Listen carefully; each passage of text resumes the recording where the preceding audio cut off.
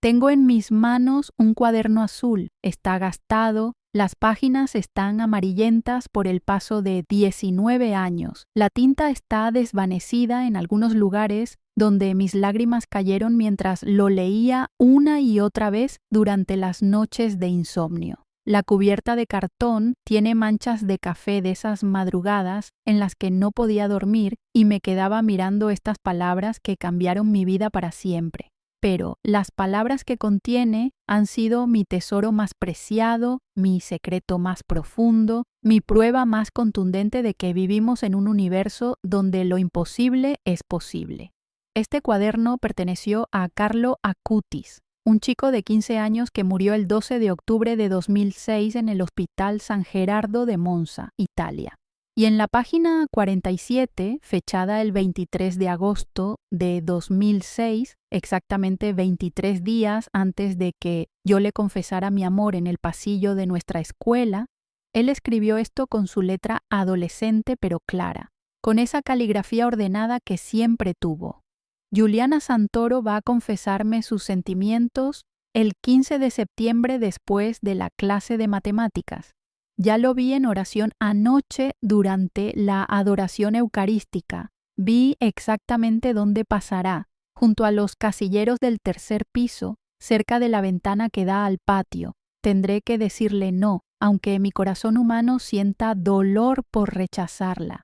Pero Dios me mostró su futuro completo y debo ser obediente a su plan.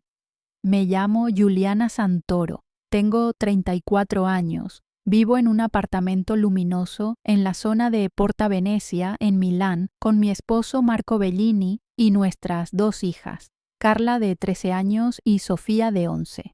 Trabajo como arquitecta especializada en restauración de edificios históricos. Voy a misa todos los domingos en la iglesia Santa María Segreta, la misma donde Carlo Acutis pasaba horas en adoración eucarística cuando era adolescente. Doy conferencias en toda Italia y América Latina sobre la vida de Carlo, sobre los milagros que presencié, sobre cómo un chico de 15 años vio mi futuro completo y me lo reveló con una precisión que desafía toda lógica humana y toda explicación científica. Pero en septiembre de 2006, cuando todo esto comenzó, yo era una persona completamente diferente. Era una adolescente atea, hija de padres ateos, que consideraba la religión como superstición medieval para gente débil mentalmente que no podía enfrentar la realidad del universo indiferente. Mi padre era profesor de física en la Universidad de Milán. Mi madre era bióloga molecular. En mi casa, la ciencia era la única verdad absoluta. Darwin era nuestro profeta. Richard Dawkins era lectura obligatoria. La idea de un Dios personal que intervenía en vidas humanas era ridícula para mí, algo que discutíamos en la cena familiar con condescendencia intelectual hacia los creyentes. Carlo Acutis llegó a mi vida en septiembre de 2005, cuando ambos teníamos 14 años y comenzamos el penúltimo año de la escuela secundaria en Milán. Él se sentaba 3 filas detrás de mí en la clase de literatura italiana, siempre con esa misma sudadera azul oscuro que tenía estampado un Pikachu, con jeans desgastados y zapatillas Converse negras que estaban tan gastadas que podías ver sus calcetines por los agujeros. Mientras el resto de nosotros entrábamos a clase bostezando, medio dormidos, quejándonos de tener que madrugar, Carlo llegaba con energía radiante, como si hubiera descubierto un secreto maravilloso que el resto del mundo no conocía. Y después descubrí que, en efecto, había un secreto. Se levantaba a las 5 de la mañana todos los días, absolutamente todos, incluyendo sábados y domingos, para ir a la misa de 6 en la iglesia San Carlo al Corso, a 20 minutos caminando desde su apartamento en Via Alessandro Volta. Mis amigas lo consideraban raro, un bicho raro religioso, el tipo de chico del que te burlas en los recreos. Mira a Carlo el Santo. Se reían señalándolo cuando lo veían rezando el rosario en una banca del patio durante el almuerzo, mientras nosotros comíamos pizza y hablábamos sobre el último episodio de nuestra serie favorita, Pero yo, hermano, hermana, yo veía algo diferente cuando lo miraba. Veía la manera en que sus ojos castaños brillaban con una luz interior cuando hablaba sobre su proyecto de computación en la clase de informática, ese sitio web que estaba construyendo completamente solo para documentar milagros eucarísticos alrededor del mundo entero. Mientras el resto de nosotros usábamos las computadoras de la escuela para jugar videojuegos o chatear en Messenger, Carlo programaba durante horas con una concentración absoluta, sus dedos volando sobre el teclado, creando código HTML y JavaScript que ninguno de nosotros entendía a esa edad. Veía su inteligencia brillante cuando explicaba conceptos matemáticos complejos a compañeros que no entendían, siempre con paciencia infinita, nunca haciendo que se sintieran tontos o inferiores. Veía su gentileza cuando defendía a los chicos más débiles de los bullies del último año, usando palabras firmes pero nunca violencia, citando el Evangelio de una manera que incluso los agresores se quedaban callados y confundidos. Y sobre todo, hermanos, veía algo en él que no podía explicar con mi ateísmo científico, algo que me perturbaba profundamente porque desafiaba todo lo que me habían enseñado sobre la naturaleza del universo. Había una paz en Carlo Acutis que no debería existir en un adolescente normal, una certeza absoluta, una alegría que no dependía de circunstancias externas, como si supiera algo sobre la realidad que el resto de nosotros no sabíamos, como si viviera con un pie en este mundo y otro pie en algún lugar que yo no podía ver. Durante el año escolar 2005 a 2006, nos hicimos amigos de una manera extraña e inesperada. Resultó que ambos amábamos los videojuegos, especialmente los juegos de estrategia y rol. Carlo tenía una PlayStation 2 en su habitación y me invitó varias veces a jugar después de la escuela junto con otros compañeros. Su apartamento en Vía Alessandro Volta era modesto pero acogedor, lleno de pósters curiosos que mezclaban superhéroes de Marvel con imágenes de santos católicos. Había un Spider-Man junto a San Francisco de Asís, un Batman junto a Santo Domingo, una colección que en cualquier otra persona hubiera parecido contradictoria, pero en Carlo tenía perfecto sentido.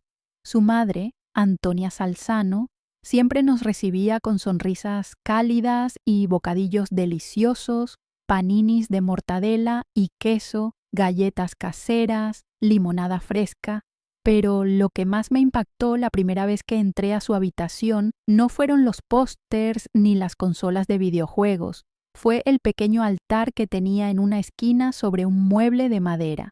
Había una imagen de la Virgen María, un crucifijo de madera tallada, un rosario con cuentas gastadas por el uso constante, velas votivas y un pequeño libro negro que después descubrí era su Biblia personal, completamente subrayada y con notas en los márgenes escritas con su letra pequeña y cuidadosa.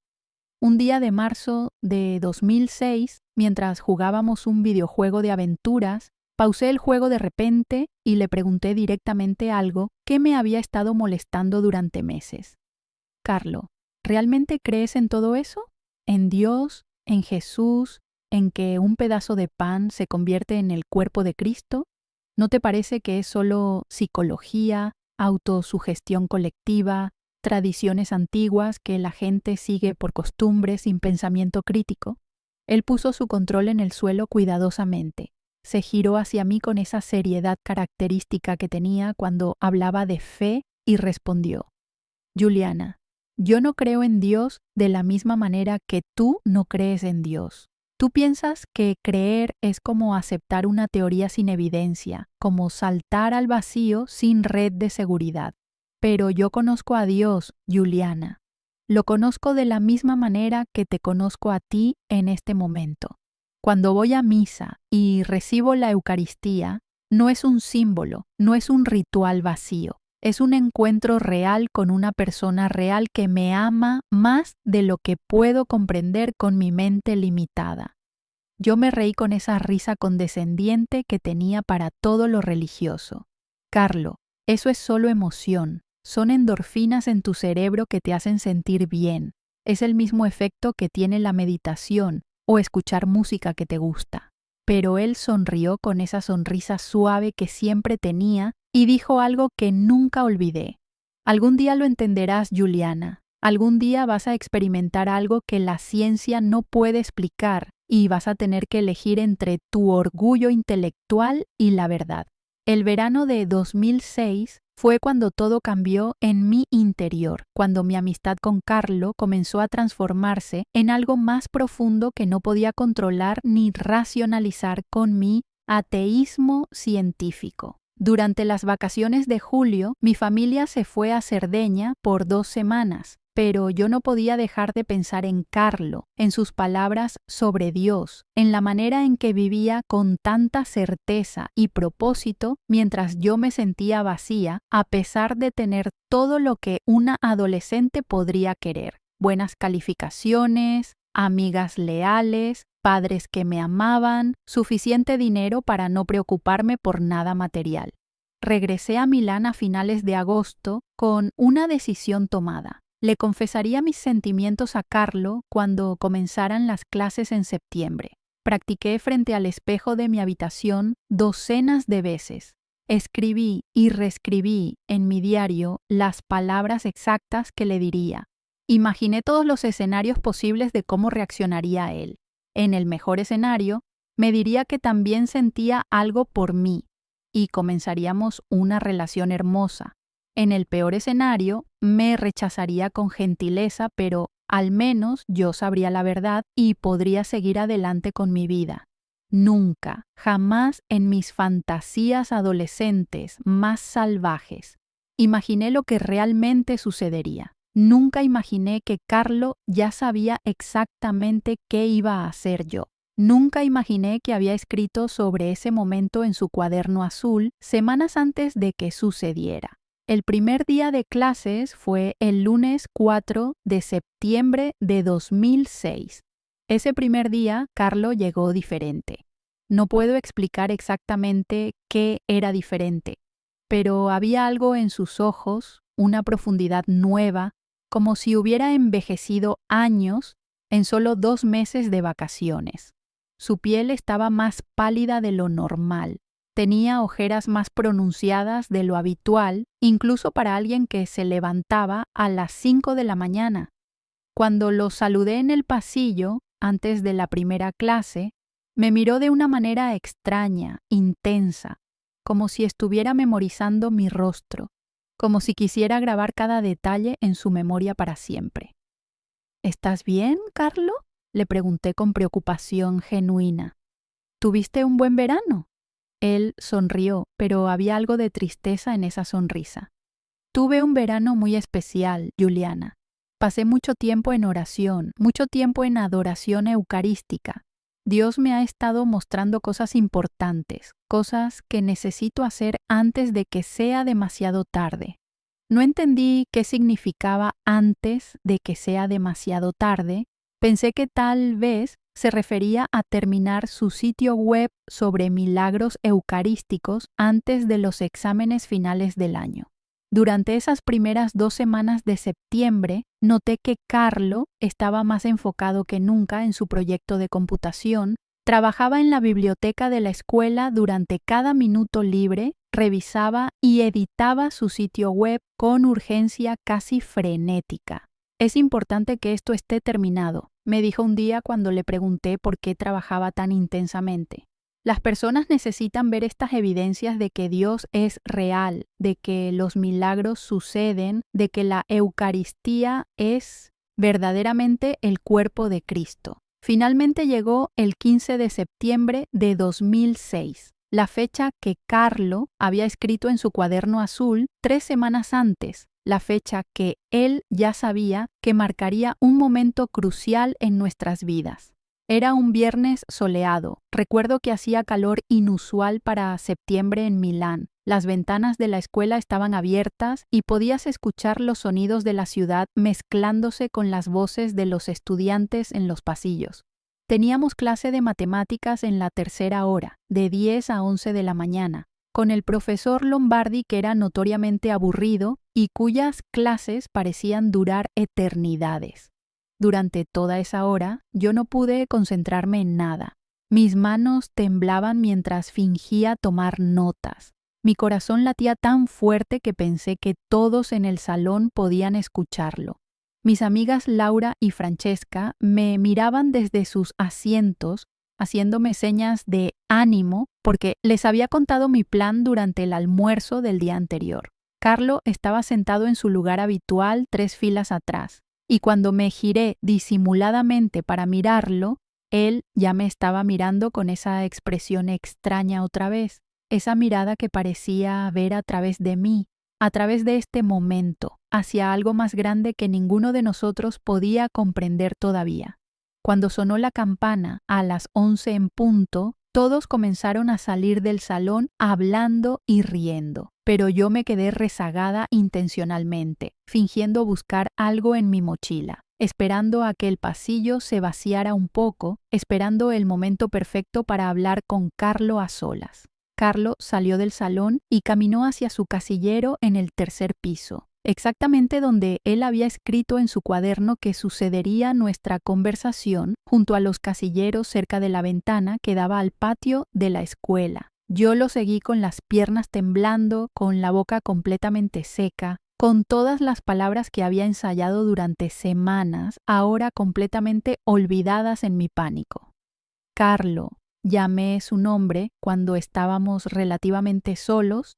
Solo había 2 estudiantes del primer año al final del pasillo, pero no nos prestaban atención. Él se giró lentamente, cerró su casillero con cuidado y me miró con esos ojos castaños profundos que parecían contener una sabiduría que no correspondía a un chico de 15 años. «Dime, Juliana», dijo suavemente.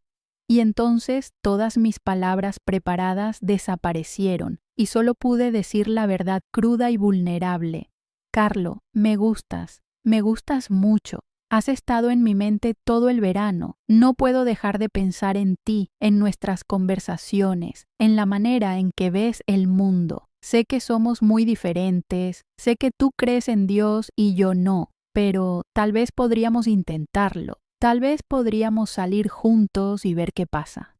Mi voz temblaba mientras hablaba. Podía sentir las lágrimas amenazando con salir de mis ojos. Me sentía completamente expuesta y vulnerable de una manera que nunca había experimentado antes en mi vida privilegiada de clase media, donde todo siempre había sido fácil y predecible. Carlo respiró profundamente, puso su mochila azul en el suelo y tomó mis manos entre las suyas de una manera tan gentil y cariñosa que por un momento pensé que iba a decir que sí, que sentía lo mismo por mí. Pero entonces habló con esa voz suave pero firme que usaba cuando hablaba de cosas importantes. «Juliana, primero necesito que sepas que eres una persona maravillosa, inteligente, hermosa, con un corazón más grande de lo que tú misma reconoces. Pero yo no puedo corresponder a tus sentimientos de la manera que tú quieres.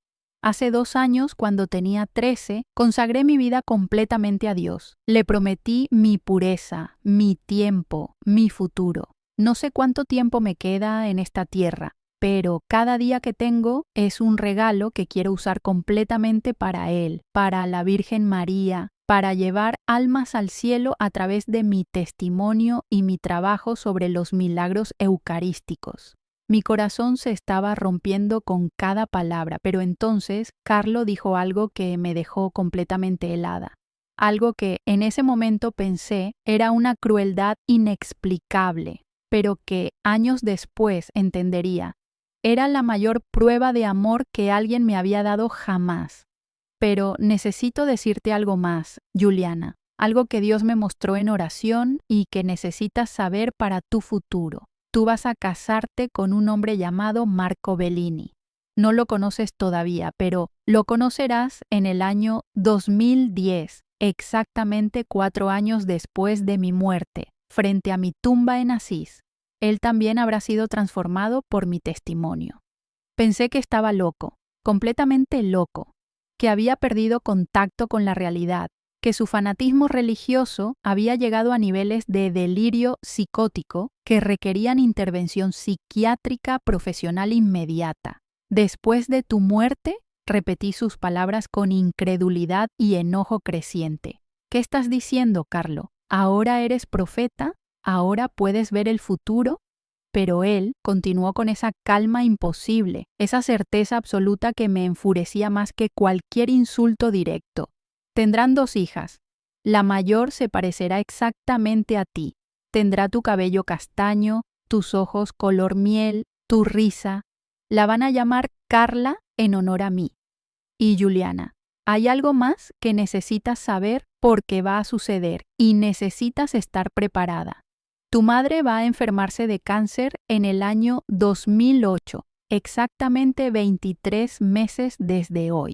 Los doctores van a decir que es terminal, que no hay esperanza médica. Pero si rezas el rosario durante 9 días seguidos, cuando reciba el diagnóstico, si abres tu corazón al poder de Dios, aunque no entiendas cómo funciona, ella será sanada completamente. No quedará ni rastro de la enfermedad en su cuerpo.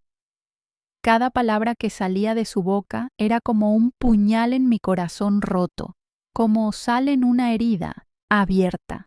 ¿Cómo se atrevía a rechazarme y luego inventar estas profecías ridículas, estas historias fantásticas sobre mi futuro que no tenían ninguna base en la realidad científica que yo conocía y respetaba? La rabia explotó dentro de mí como un volcán que había estado contenido durante demasiado tiempo. Toda la frustración de ser rechazada, toda la humillación de haber expuesto mis sentimientos vulnerables, todo el enojo acumulado hacia su religiosidad que yo no podía entender ni aceptar. «Estás completamente loco, Carlo Acutis», grité en el pasillo, ahora casi vacío, mi voz resonando contra las paredes de azulejos blancos. Te crees un profeta, pero solo eres un fanático religioso que vive en una fantasía medieval. No existe ningún Marco Bellini en mi futuro. Mi madre no va a tener cáncer porque eso es imposible de predecir. Y tú no vas a morir porque solo tienes 15 años y estás perfectamente sano. Las lágrimas ahora corrían libremente por mis mejillas. Mi maquillaje seguramente estaba completamente arruinado, pero ya no me importaba quién me viera así. Ya no me importaba mantener mi compostura de chica cool y controlada que siempre proyectaba ante mis compañeros. Algún día te arrepentirás de rechazarme, Carlo. Algún día vas a darte cuenta de que desperdiciaste tu juventud en supersticiones en lugar de vivir la vida real como una persona normal. Y cuando ese día llegue, yo ya habré seguido adelante completamente y no vas a significar nada para mí. Carlo me miró con lágrimas en sus propios ojos, con un dolor profundo en su rostro que nunca había visto antes, pero también con una paz inquebrantable que me enfurecía aún más, porque yo quería que él estuviera destruido como yo estaba destruida. Quería que sintiera el mismo dolor desgarrador que yo sentía en ese momento terrible. «Lo siento, Juliana», dijo Carlo con voz quebrada. «Siento causar este dolor en tu corazón. Si hubiera cualquier otra manera, créeme que la elegiría. Pero solo puedo ser honesto contigo sobre lo que Dios me ha mostrado. Solo puedo obedecerle aunque duela terriblemente en mi humanidad, porque también tengo sentimientos. También soy un adolescente que siente atracción y deseos como cualquier otro. Pero he elegido un camino diferente que requiere sacrificios que tú no puedes comprender todavía». Extendió su mano tratando de tocar mi brazo en un gesto de consuelo, pero yo me aparté bruscamente como si su toque me quemara. «No me toques. No quiero tu lástima religiosa. No quiero tus profecías de loco. Solo quiero que me dejes en paz para siempre». Tomé mi mochila del suelo, donde la había dejado caer durante mi explosión emocional, y corrí por el pasillo hacia el baño de chicas, mis zapatos resonando contra el piso de mármol, mis sollozos ahogados haciendo eco en el espacio vacío del mediodía escolar cuando todos estaban en la cafetería almorzando y riendo sin idea del drama que Acababa de destruir mi mundo adolescente. Pasé el resto del día encerrada en un cubículo del baño, ignorando los mensajes preocupados de mis amigas en mi teléfono celular Nokia, ignorando las campanas que marcaban el cambio de clases, incapaz de enfrentar el mundo exterior después de la humillación más grande de mi vida corta y privilegiada. Esas fueron las últimas palabras que le dije a Carlo Acutis mientras estaba sano. Los siguientes días fueron una pesadilla borrosa de evitar a Carlo en los pasillos, cambiarme de asiento en las clases que compartíamos, fingir que no existía cuando mis amigas intentaban convencerme de que hablara con él porque se ve muy preocupado por ti, Juliana, tal vez deberías darle otra oportunidad de explicarse mejor.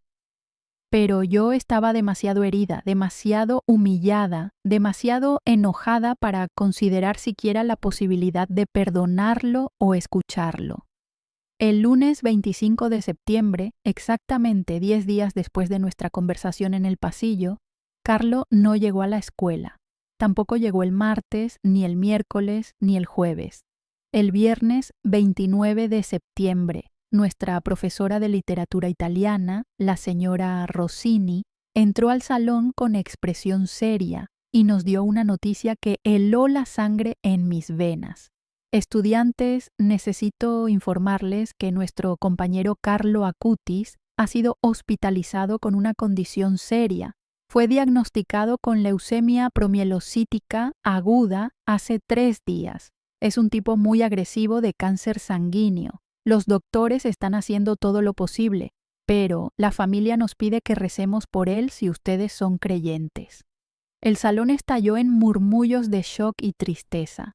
Varios estudiantes comenzaron a llorar abiertamente, pero yo me quedé completamente paralizada en mi asiento, incapaz de moverme, incapaz de procesar lo que acababa de escuchar, mi mente repitiendo una y una vez las palabras de Carlo. No sé cuánto tiempo me queda en esta tierra y 4 años después de mi muerte. ¿Cómo podía haber sabido que iba a morir? ¿Cómo era posible que un chico de 15 años predijera su propia muerte con semanas de anticipación?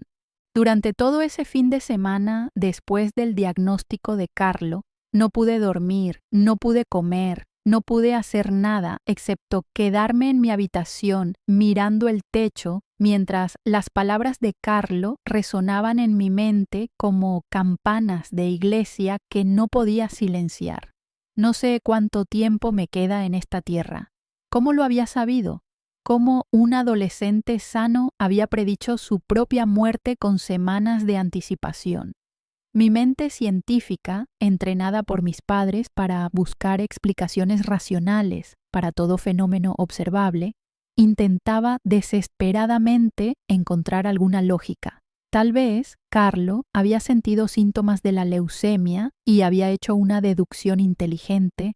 Tal vez había investigado en Internet y se había autodiagnosticado correctamente.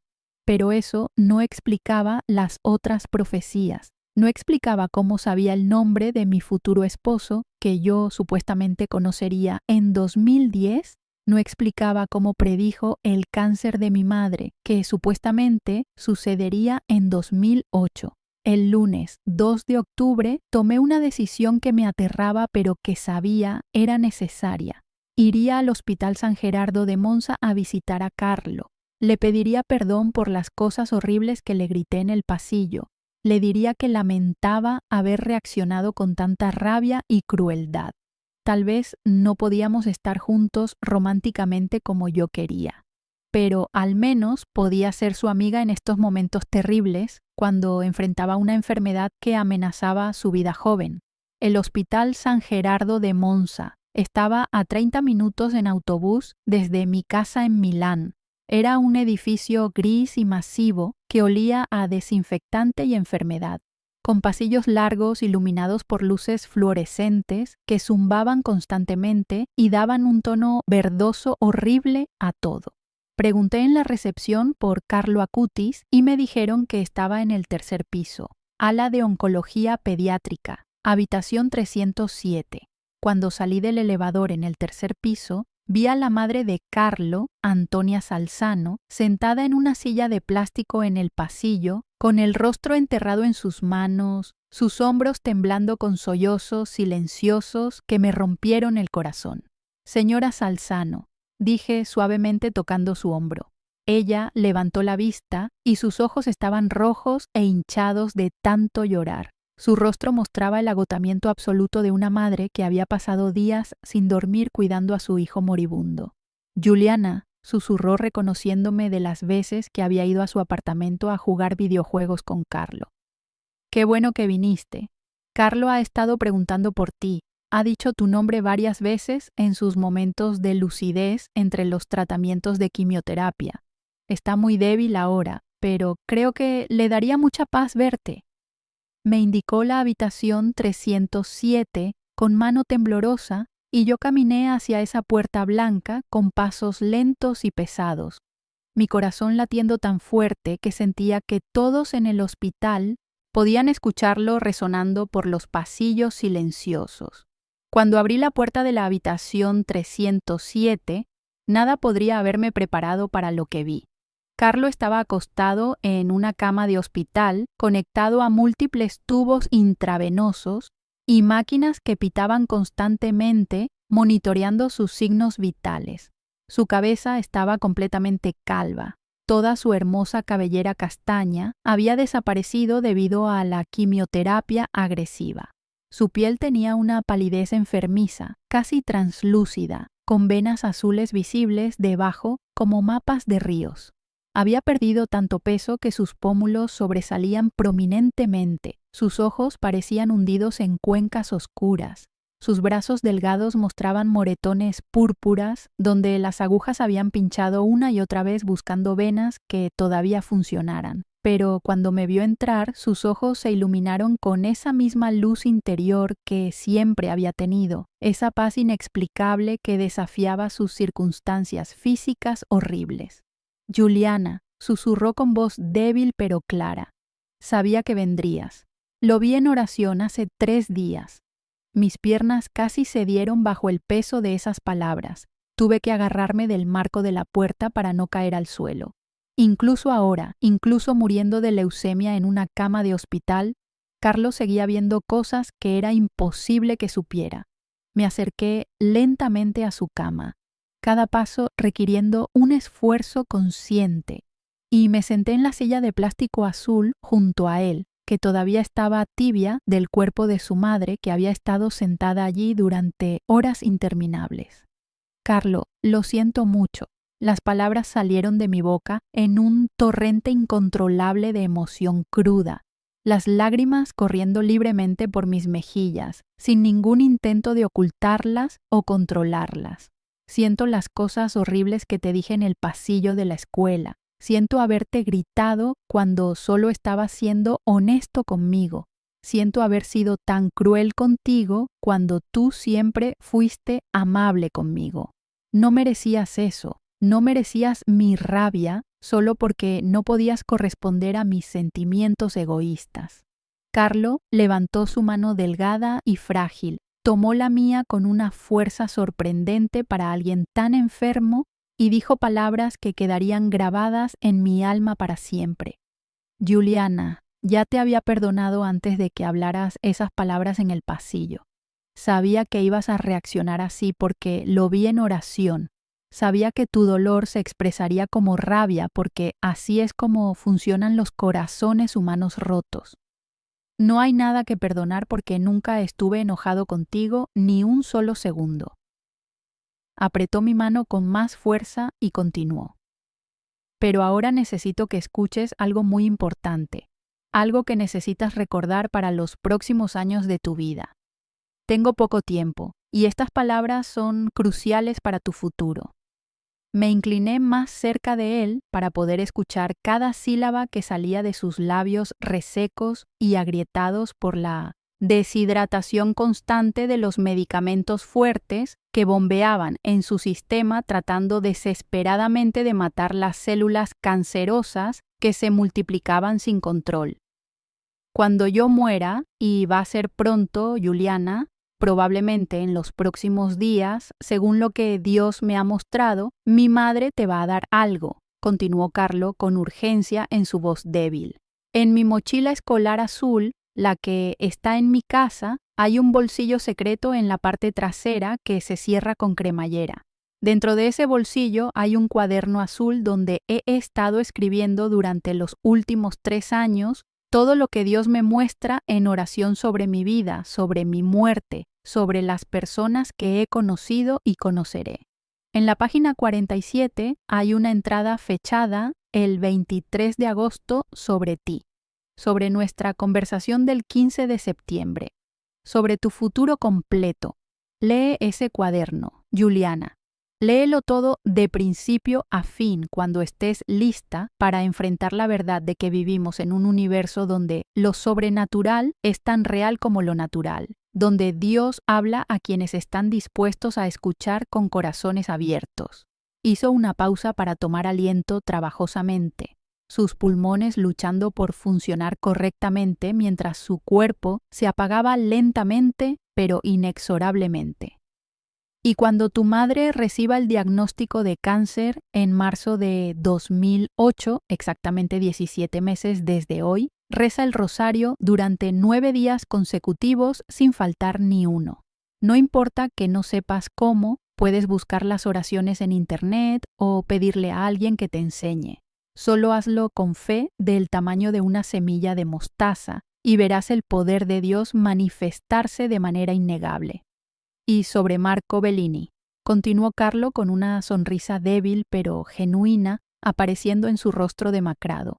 El hombre con quien te casarás en 2011, después de conocerlo en 2010, frente a mi tumba en Asís, exactamente el 12 de octubre, 4º aniversario de mi muerte, necesitas saber algo importante sobre él. Yo lo voy a conocer también, no en persona antes de morir.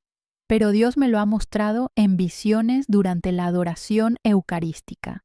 Marco tiene 23 años ahora. Vive en Roma trabajando como ingeniero civil. Viene de una familia atea igual que tú y está buscando significado en su vida vacía, aunque no lo sabe todavía conscientemente.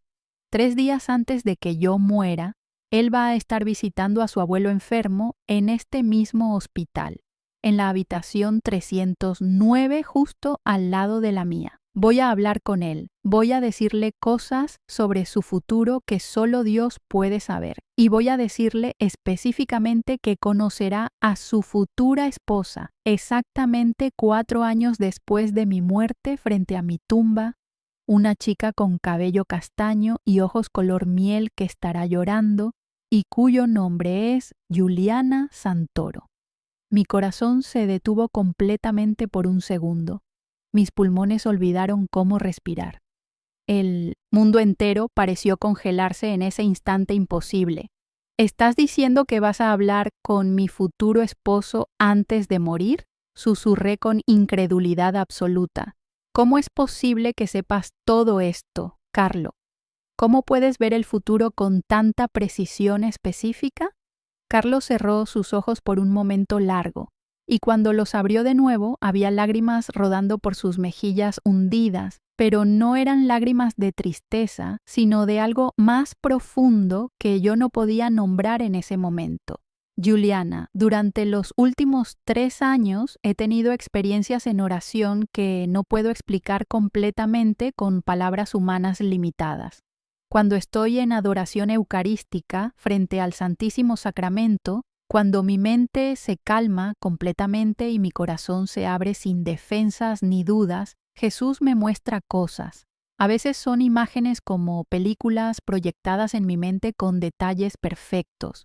A veces son conocimientos que simplemente aparecen en mi conciencia sin palabras ni imágenes, como si alguien hubiera descargado información directamente en mi cerebro. Y a veces, las veces más poderosas, escucho su voz audiblemente, aunque nadie más en la capilla puede oírla. Él me ha mostrado mi muerte desde hace 2 años, me ha mostrado las personas cuyas vidas tocaré antes y después de morir. Me ha mostrado que mi cuerpo no se corromperá en la tumba como los cuerpos normales, porque tengo una misión que continuará después de mi muerte física.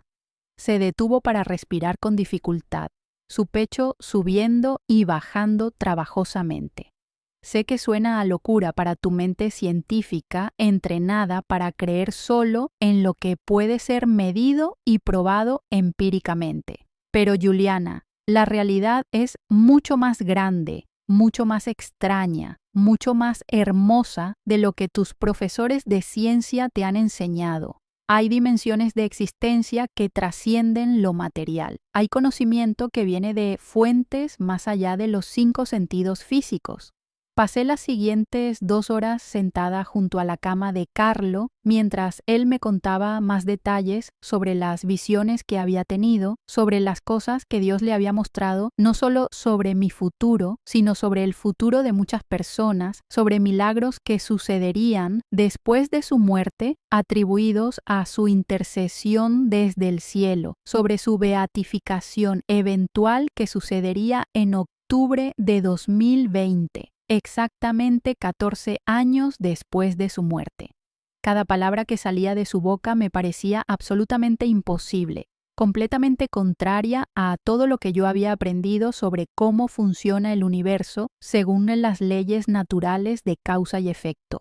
Pero había algo en la manera en que Carlo hablaba con esa certeza tranquila que no necesitaba convencer, ni argumentar, ni defender, que plantó una semilla diminuta de duda en mi ateísmo anteriormente impenetrable. ¿Y si todo lo que me habían enseñado sobre la realidad estaba incompleto? ¿Y si existía realmente una dimensión sobrenatural que la ciencia simplemente no había descubierto todavía cómo medir? Alrededor de las 5 de la tarde, una enfermera entró para administrar más medicamentos intravenosos y me indicó gentilmente que necesitaba irme porque Carlo necesitaba descansar para el próximo tratamiento de quimioterapia programado para las 6. Me levanté lentamente de la silla, mis piernas entumecidas por estar sentada en la misma posición durante horas. Juliana, llamó Carlo cuando yo estaba a punto de salir por la puerta. Volveremos a vernos. No en este mundo, pero nos veremos. Y ese día entenderás completamente por qué todo tuvo que ser exactamente así. Carlo Acutis murió a las 6:37 de la mañana del jueves 12 de octubre de 2006, exactamente como él había predicho, rodeado por sus padres Andrea y Antonia, que sostuvieron sus manos mientras él pronunciaba sus últimas palabras reportadas por su madre. Voy a casa. Finalmente voy a casa con Jesús y la Virgen María. Yo no estaba presente en ese momento porque era día de escuela y mis padres no me permitieron faltar para ir al hospital esa mañana. Recibí la noticia a las 10 de la mañana durante la clase de historia, cuando la directora de la escuela hizo un anuncio por el sistema de altavoces. Con profundo dolor informamos que nuestro querido estudiante Carlo Acutis falleció esta mañana después de una valiente batalla contra la leucemia. Habrá un servicio memorial en la iglesia Santa María Segreta el domingo 15 de octubre a las 3 de la tarde. Todos están invitados a asistir y honrar la memoria de este joven extraordinario cuya fe y bondad tocaron las vidas de tantos. El salón de clases estalló en sollozos y conmoción, pero yo me quedé completamente quieta en mi asiento, mirando fijamente la pared blanca frente a mí, incapaz de procesar que Carlo realmente había muerto, que sus profecías sobre su propia muerte se habían cumplido con precisión exacta, que nunca más volvería a ver esa sonrisa suave o esos ojos profundos que veían más allá de este mundo visible. 3 días después del funeral, al que asistieron más de 500 personas, la señora Antonia Salzano vino a mi casa con un paquete envuelto en papel azul. Carlo me pidió que te diera esto cuando estuvieras lista, dijo Antonia con lágrimas en sus ojos todavía rojos de llorar por la pérdida de su hijo único. Dijo que sabrías cuándo es el momento correcto para leerlo. Dentro del paquete estaba la mochila azul de Carlo y dentro del bolsillo secreto, con cremallera en la parte trasera, exactamente como él había descrito, estaba el cuaderno azul con páginas llenas de su letra cuidadosa. Esa noche me encerré en mi habitación y leí el cuaderno completo de principio a fin, cada entrada fechada meticulosamente, cada profecía escrita con detalles específicos que me dejaron temblando. La entrada del 23 de agosto de 2006, página 47, decía exactamente lo que Carlo me había contado. Juliana Santoro va a confesarme sus sentimientos el 15 de septiembre después de la clase de matemáticas junto a los casilleros del tercer piso. Tendré que rechazarla, aunque mi corazón humano sienta dolor porque Dios me ha mostrado su futuro completo. Se casará con Marco Bellini en 2011. Tendrán 2 hijas llamadas Carla y Sofía. Su madre enfermará de cáncer terminal en 2008, pero será sanada si Juliana reza el rosario 9 días consecutivos. Todo esto sucederá exactamente como lo escribo ahora, para que cuando ella lea estas palabras después de mi muerte, sepa sin ninguna duda que Dios es real, que los milagros existen, que la muerte no es el final sino el comienzo de la vida verdadera. Durante los siguientes 17 meses viví en un estado extraño de espera ansiosa y terror absoluto, preguntándome constantemente si la profecía sobre el cáncer de mi madre se cumpliría como las otras.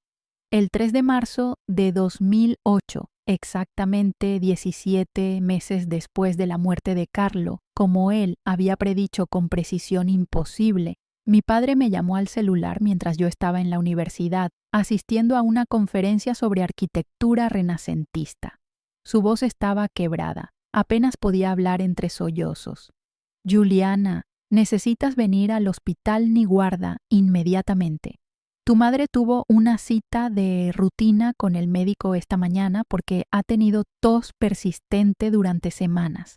Hicieron una radiografía y encontraron algo en sus pulmones.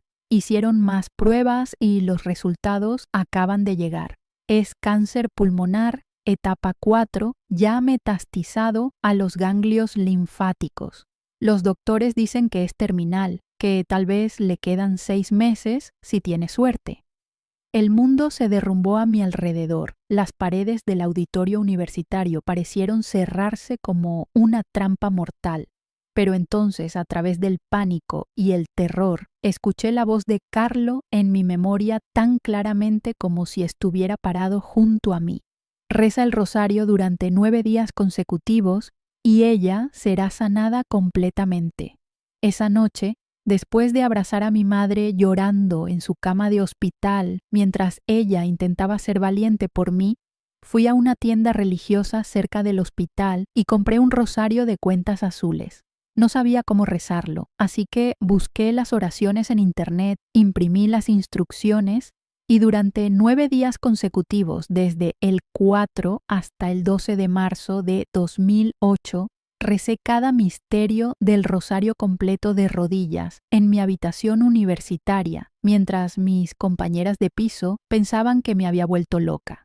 El 13º día, 15 de marzo, mi madre tuvo una tomografía de seguimiento programada para evaluar qué tan rápido se estaba extendiendo el cáncer antes de comenzar tratamiento paliativo. Cuando el oncólogo entró a la sala de espera, donde mi padre y yo habíamos estado, sentados durante 3 horas interminables, mordiendo nuestras uñas hasta que sangraban, su rostro mostraba una expresión de confusión total que nunca había visto en un médico profesional. Señor Santoro, señorita Santoro, comenzó con voz temblorosa. He revisado las nuevas imágenes 10 veces con 3 colegas diferentes porque lo que estamos viendo es médicamente inexplicable. El cáncer ha desaparecido completamente. No hay rastro de tumores en los pulmones, no hay evidencia de metástasis en los ganglios linfáticos. Las radiografías muestran pulmones perfectamente sanos como si nunca hubiera habido enfermedad.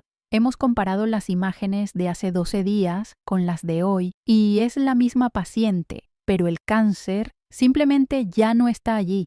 En 30 años de práctica oncológica nunca he visto remisión espontánea tan completa y rápida. En ese momento supe con certeza absoluta e inquebrantable que Carlo Acutis había visto el futuro con precisión divina, que sus profecías no eran delirios de un adolescente moribundo, sino revelaciones genuinas de Dios. 2 años después, el 12 de octubre de 2010, fui a Asís a visitar la tumba de Carlo en el 4º aniversario de su muerte. Estaba arrodillada, llorando frente a su sepulcro, cuando escuché una voz masculina detrás de mí. ¿También conociste a Carlo? Me giré y vi a un hombre joven con ojos verdes que sostenía flores blancas. Me llamo Marco Bellini, dijo extendiendo su mano. Carlo me habló 3 días antes de morir y me dijo que te conocería hoy exactamente. Nos casamos un año después. Nuestra primera hija nació en 2012 y la llamamos Carla. Hoy, 19 años después de la muerte de Carlo, vivo exactamente la vida que él predijo con cada detalle cumplido perfectamente. Y cada día le agradezco por el rechazo que me salvó, por las profecías que me mostraron la verdad, por el amor que me guió al amor verdadero.